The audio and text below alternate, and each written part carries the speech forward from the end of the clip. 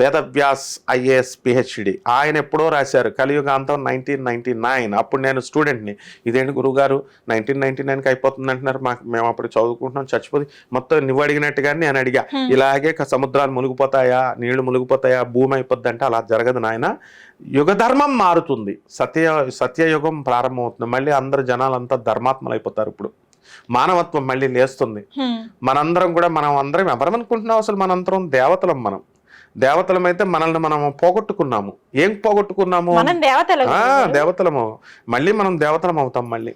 అంటే కృతయుగములో మనము దేవతలం అవుతాం, సత్యలోకం వస్తుంది. అంటే మనల్ని మనము జ్ఞాపకాన్ని పోగొట్టుకున్నాం, మర్చిపోయాం మనం. అదే రమణ మహర్షుల వారు చెప్తారు, స్వామి వివేకానంద చెప్తాడు, నువ్వు రామకృష్ణ పరమహంస ఎవరిని తీసుకో మహాత్ములు, హూ యామ్ ఐ అన్నది నువ్వు తెలుసుకో, నిన్ను నువ్వు తెలుసుకో. గురుగారు మీరు ఆల్రెడీ చెప్తున్నారు, మీరు చెప్పేది ఏంటంటే 2030 అనేది 30లోని యుగాంతం అంతం అయిపోతుంది అనేసి అన్నారు.